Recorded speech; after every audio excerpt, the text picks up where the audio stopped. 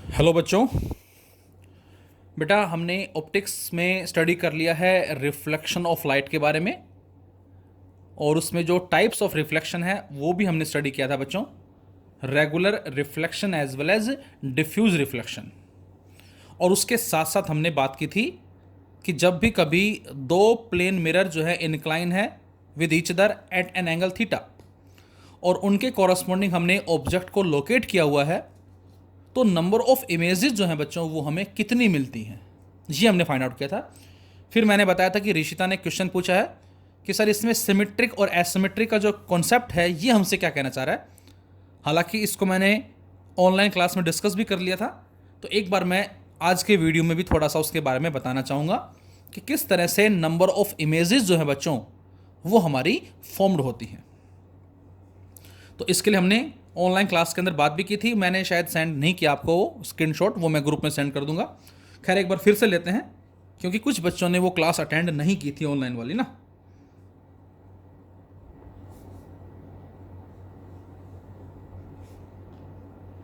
तो ये हमारे पास एक रेंज हो गई, सपोज करें कुछ इस तरह से मान लेते हैं बेटा।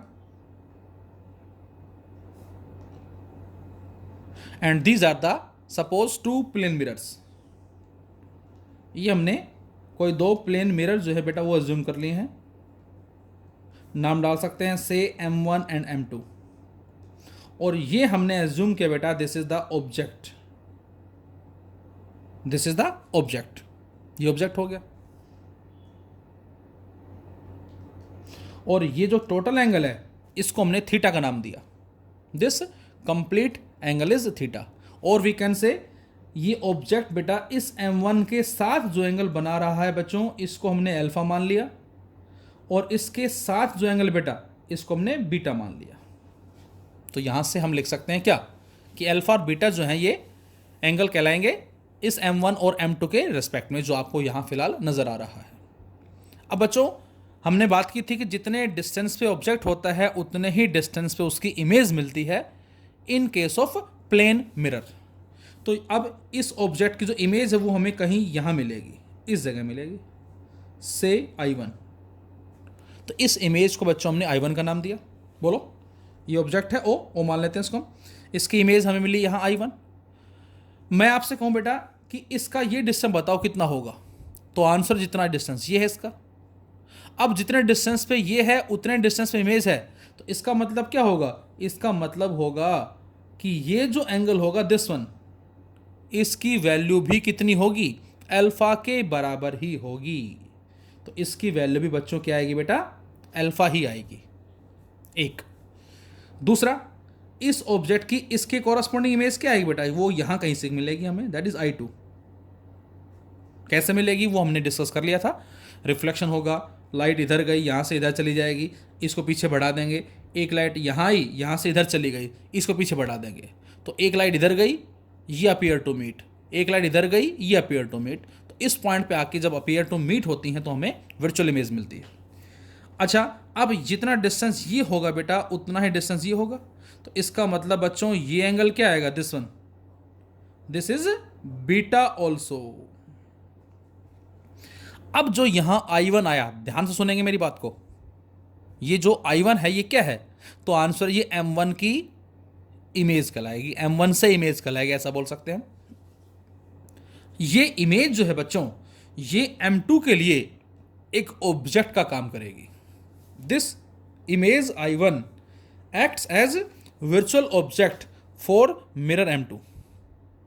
अब यदि ये I1 M2 के लिए ऑब्जेक्ट है, तो अब आप ये सोचें जरा, M2 से इस I1 का एंगल कितना है, यहां से यहां तक का कंप्लीट, ये 2 अल्फा है, ये बीटा है, तो क्या आ जाएगा, that is 2 alpha plus beta. तो इस M2 से जितने डिस्टेंस पे I1 है ये, उतने ही डिस्टेंस पे यहाँ इसकी इमेज मिलेगी बच्चों हमें। और इसको मैं लिख देता हूँ, इसको बीटा लिख देता हूँ मैं, इसको लिख दे बीटा। तो इस M2 से बच्चों जो इमेज मिलेगी बेटा वो इतना डिस्टेंस ये है, इतना डिस्टेंस इधर यहाँ कहीं से मान लेते हैं हम जरा, यहाँ ये ले लेते हैं हम इसको। इसको मैंने नाम दिया था कल कितना, जैसे दैट इज I12 बोला था इसको बेटा हमने। और एंगल क्या बोलेंगे इसको हम, 2 अल्फा प्लस बीटा बोलेंगे बच्चों हम, क्योंकि ये जो I1 है ये M2 के कॉरस्पॉन्डिंग जो एंगल बना रही है वो 2 अल्फा प्लस बीटा है। इसी तरह बच्चों जो I2 है ये I2 M1 के लिए क्या कहलाएगा? Virtual object. अब यहां से यहां तक एंगल बताएं कितना है? 2 बीटा प्लस अल्फा है। तो इसकी जो इमेज है M1 के रेस्पेक्ट में वो इधर मिलेगी आपको। ये इसको आप बोल सकते हो I21 सपोज, और एंगल कितना आ जाएगा? 2 बीटा प्लस अल्फा, इस तरह से। तो कहने का मतलब मेरा ये है बेटा कि एक से जो इमेज मिलती है वो दूसरे के लिए क्या करता है? ऑब्जेक्ट का काम करता है। आपको याद होगा हमने डिस्कस किया था कि जो प्लेन मिरर हैं उनके बीच का एंगल 0 है तो नंबर ऑफ इमेजेस हमें इनफाइनाइट मिलती हैं। जैसे ये ऑब्जेक्ट हो गया, कितना डिस्टेंस पे है? सपोज ये डिस्टेंस x है और ये डिस्टेंस y है। तो यदि ये डिस्टेंस x है बेटा तो इतने ही डिस्टेंस पे इसकी इमेज मिलेगी, से I1, और ये y है तो इतने ही डिस्टेंस पे इसकी ये इमेज मिलेगी, दैट इज I2। ये इस मिरर से मिली है x वाली और ये इस मिरर से मिली है। अब यहां से एक लाइट गई कुछ ऐसे, बोलो, ये चली गई इधर।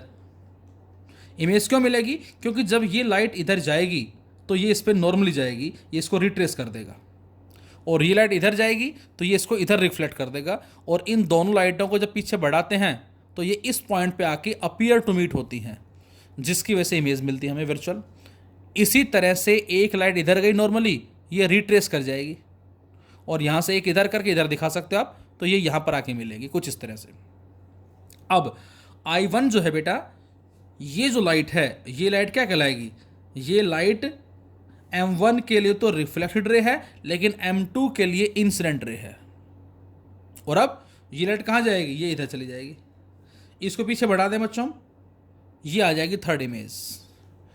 ये लाइट यहाँ गई, ये लाइट है क्या? ये M2 के लिए तो रिफ्लेक्टेड रे है, लेकिन M1 के लिए इंसिडेंट रे है। ये इसको इधर रिफ्लेक्ट कर देगा, ये इधर आ जाएगी I4, यहाँ पर इमेज मिली I4। तो इसका मतलब I1, I2, I3, I4, I5 and so on, number of images हमने बात की थी क्या मिलेंगे? इनफाइनाइट। बोलो, सेम उसी तरह से यहां पर है, यहां पर भी प्रोसेस चलता जाएगा। कब तक? जब तक इमेज यहां पर आके कोइंसाइड ना हो जाए। तो इसके लिए हमने एक फॉर्मूला लिखा था, आपको ध्यान होगा, मैं फिर से रिवाइज करता हूं। और वो फॉर्मूला क्या था बेटा? वो फॉर्मूला था फर्स्ट 360 अपॉन में थीटा इक्वल टू n। और यदि बच्चों इस n की वैल्यू क्या आती है बेटा? E1 आती है। ध्यान से, यदि इस n की वैल्यू E1 आती है तो उस केस में क्या होगा? Then number of images, then number of images जो मिलेंगी बच्चों हमें, वो कितनी मिलती है बेटा? वो मिलती हैं बच्चों n-1। वो हमें मिलेगी n-1। अब यहां पर दो पॉसिबिलिटी हैं। पॉसिबिलिटी दो कौन कौन सी? या तो ऑब्जेक्ट जो है वो सिमेट्रिकली लोकेट किया हुआ है, या ऑब्जेक्ट एसिमेट्रिकली लोकेट किया हुआ है। मतलब इस बात का मतलब है या तो अल्फा और बीटा बराबर हैं, या अल्फा और बीटा बराबर नहीं है। जैसे मैं कहता हूं क्या कि थीटा 60 डिग्री है। अब थीटा 60 डिग्री है तो इसका मतलब अल्फा 30 डिग्री और बीटा भी 30 डिग्री। ये पॉसिबिलिटी हो सकती है। या फिर ये कह सकते हैं एक की वैल्यू 40 डिग्री है और दूसरे की वैल्यू 20 डिग्री है। तो चाहे वो सिमेट्रिकली लोकेट हो या वो एसिमेट्रिकली लोकेट हो, दोनों ही कंडीशन में जो नंबर ऑफ इमेजेस हैं वो हमें मिलती हैं n-1। मतलब 360/60 that is 6 and 6-1 that is equal to 5 images. और इसका रे डायग्राम मैंने ग्रुप में आपको सेंड कर दिया था कि 5 इमेजेस किस किस तरह से और कैसे कैसे जो है वो फॉर्म्ड होती हैं। आई थिंक कात्यायनी को सेंड किया था, सॉरी मैंने। तो ये हमारे पास रिजल्ट आ जाएगा। नंबर ऑफ इमेजेस जो बेटा वो 5 जो हैं वो हमारे पास फॉर्म्ड हो जाएंगी। फिर से बोल रहा हूं मैं, चाहे वो सिमेट्रिकली लोकेट किया गया है या ये कहें एसिमेट्रिकली,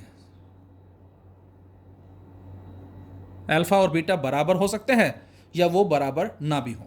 फर्स्ट कंडीशन। सेकंड देखें जरा ध्यान से, यदि 360 अपॉन थीटा की वैल्यू बच्चों क्या है? n आए, लेकिन n हमारा क्या है बेटा? ओड आया। तो अब बच्चों यहां से हमारे पास दो पॉसिबिलिटी हैं।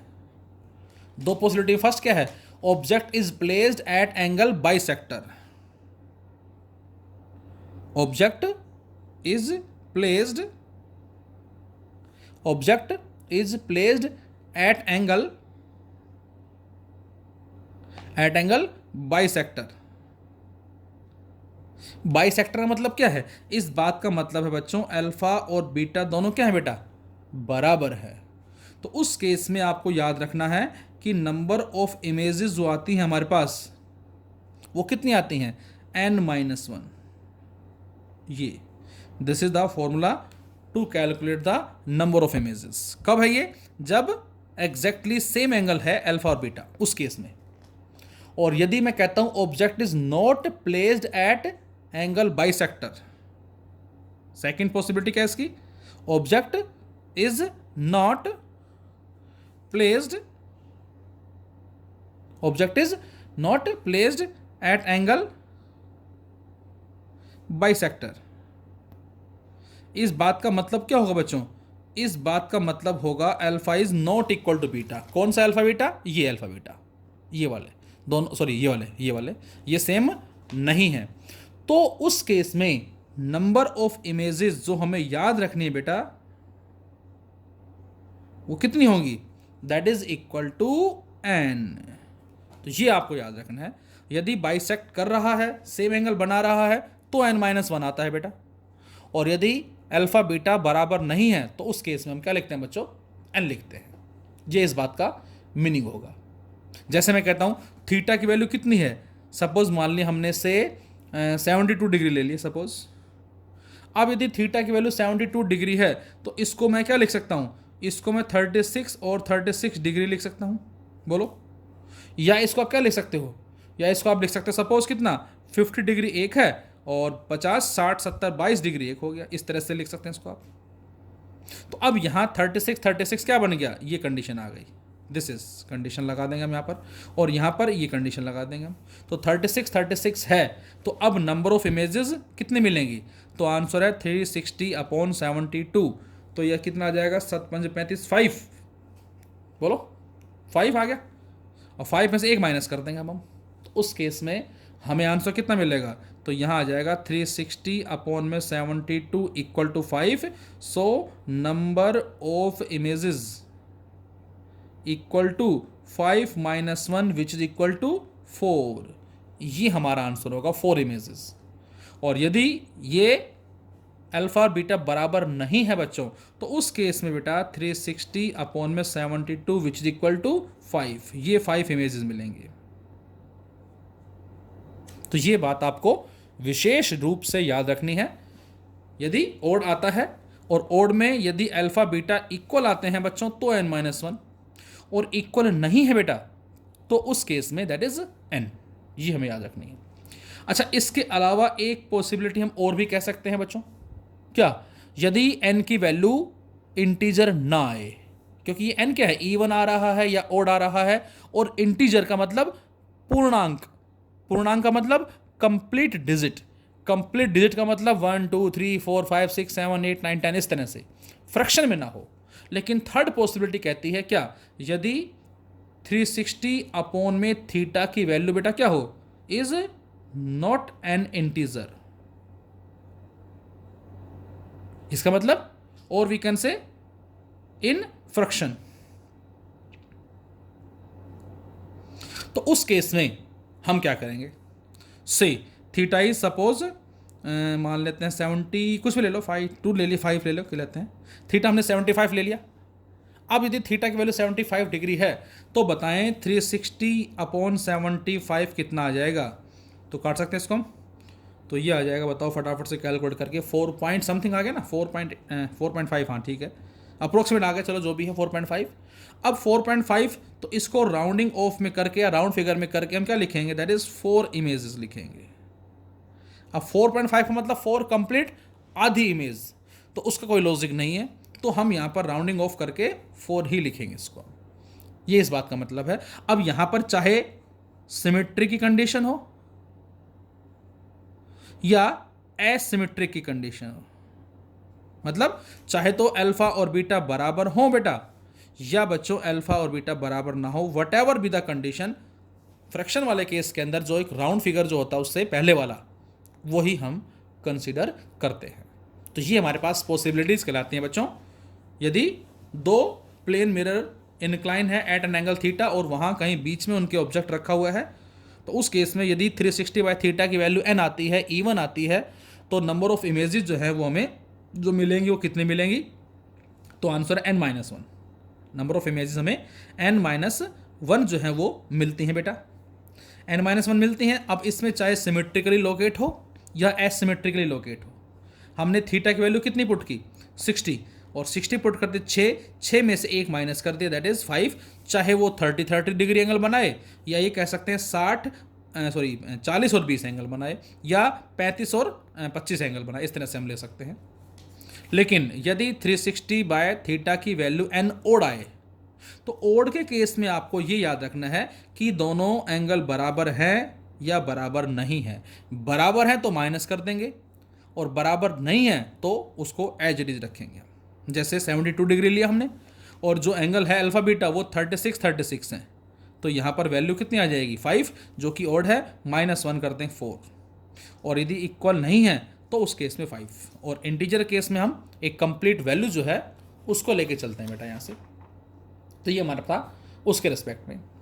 अब इसके बाद छोटे छोटे डेफिनेशंस हैं, मैं जस्ट बोल दूंगा, आई थिंक सफिशिएंट रहेंगे आपके लिए, या उसकी फाइल मैं आपको ग्रुप में सेंड कर दूंगा।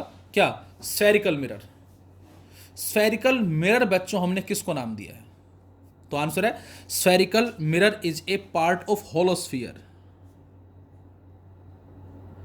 स्फेरिकल मिरर जो हमारा वो क्या होता है बेटा, ये स्मॉल डेफिनेशंस हैं। Spherical mirror is a part of holosphere whose one side is reflecting and other side is opaque, या नॉन रिफ्लेक्टिंग बोल सकते हो। तो स्फेरिकल मिरर जो है बच्चों वो हमने नाम किसको दिया है, इज ए पार्ट ऑफ होलोस्फीयर। ये होलोस्फीयर का पार्ट कहलाएगा, जिसकी एक साइड तो रिफ्लेक्टिंग है जबकि दूसरी कैसी बेटा, नॉन रिफ्लेक्टिंग है। उसी को ही बच्चों हमने स्फेरिकल मिरर का नाम दिया है। जैसे इसमें दिखाता हूं डायग्राम के अंदर, कुछ इस तरह से ये हमारा एक स्फेरिकल मिरर कुछ इस तरह से हो गया, और आप चाहो तो इसको कंप्लीट इस तरह से शो कर सकते हो इन दिस वे। ये हमारा एक होलोस्फीयर का पार्ट बन जाता है, और ये इसका सेंटर यहाँ कहीं से हो गया। अच्छा, इसको हम क्या बोलते हैं, इसको बोलते हैं बेटा कॉनकेव, कॉनकेव स्फेरिकल मिरर। और सेकंड हमारे पास इधर बना देता हूं मैं, इसको थोड़ा छोटा बना देता हूं इस तरह से, इन दिस वे। इसको आप कंप्लीट करना चाहो कुछ इस तरह से कर सकते हैं।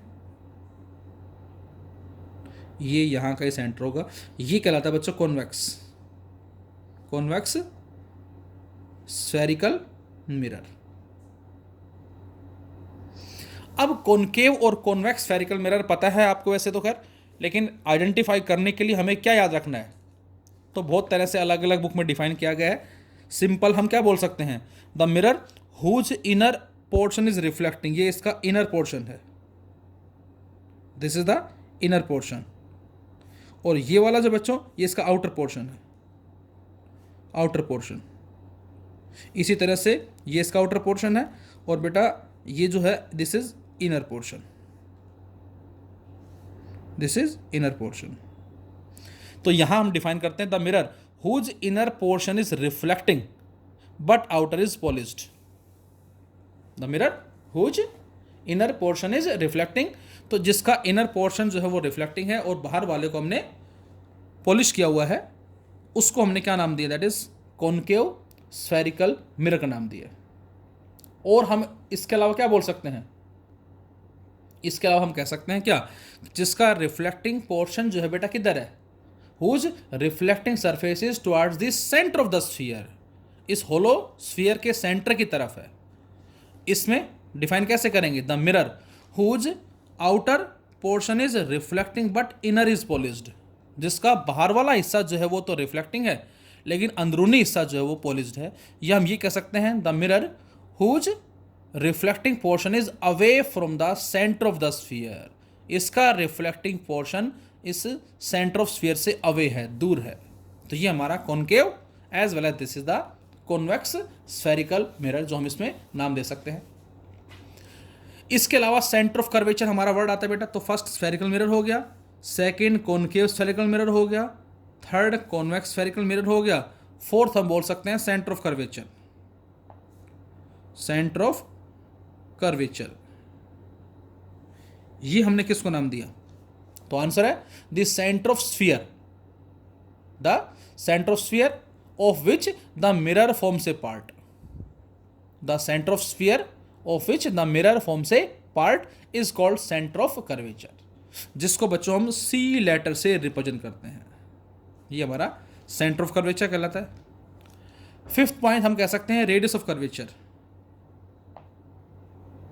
रेडियस ऑफ कर्वेचर, जिसको हम आर लेटर से रिप्रेजेंट करते हैं। ये क्या होता है बेटा? तो आंसर है the radius of the sphere of which the mirror forms a part. इस स्फीयर का जो रेडियस होगा, जिसको हम बोलते हैं दिस वन, ये, इसको बोलते हैं रेडियस ऑफ कर्वेचर। सिक्स्थ हम क्या बोल सकते हैं बच्चों? अपर्चर बोल देते हैं पहले जरा।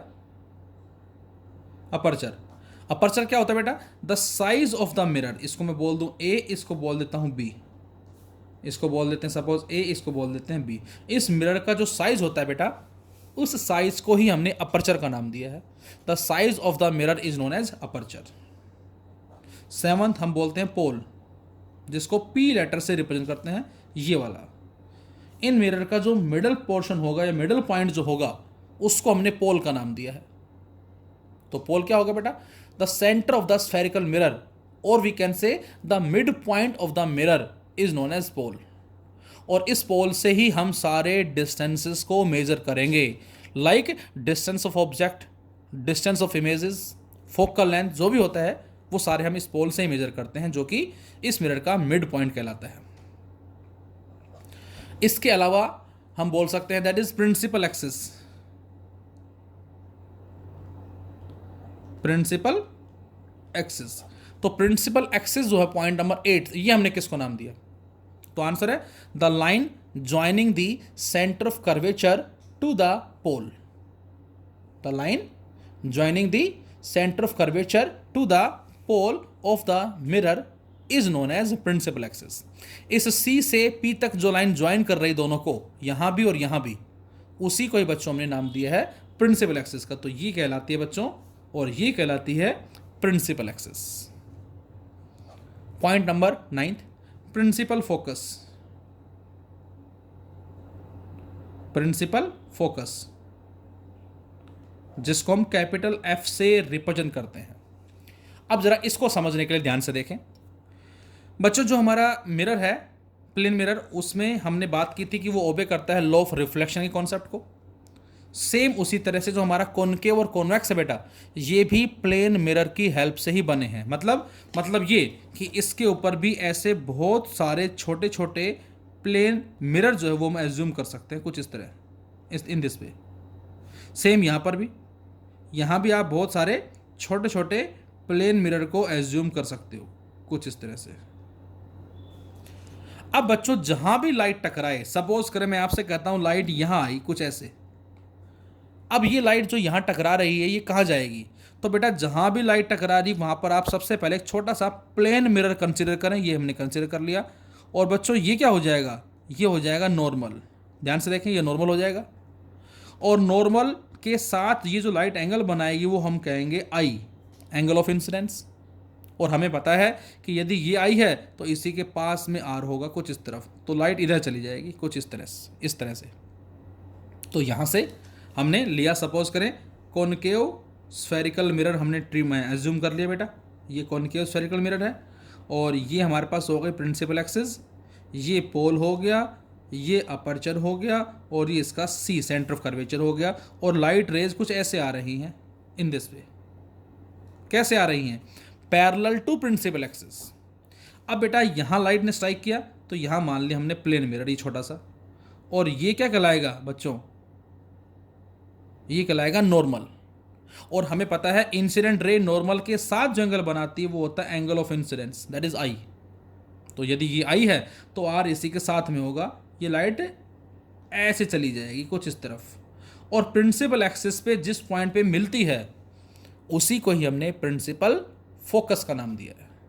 The point at which a narrow beam of light parallel to principal axis when incident on the mirror after reflection meet at a point, और we can say appear to meet.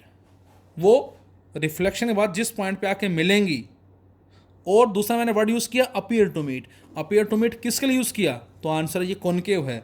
यदि हम convex की बात करते हैं, यदि हम convex की बात करते हैं बच्चों, तो लाइट को जिस तरफ आई ऐसे, ये प्लेन मिरर हो गया, तो ये क्या हो जाएगा? ये हो जाएगा नॉर्मल, और जहाँ कट करेगा वो सी।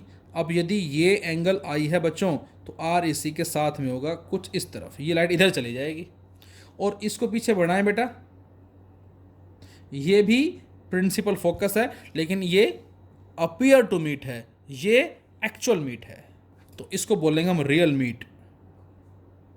This is real meet. और इसको क्या बोलेंगे? Appear to meet.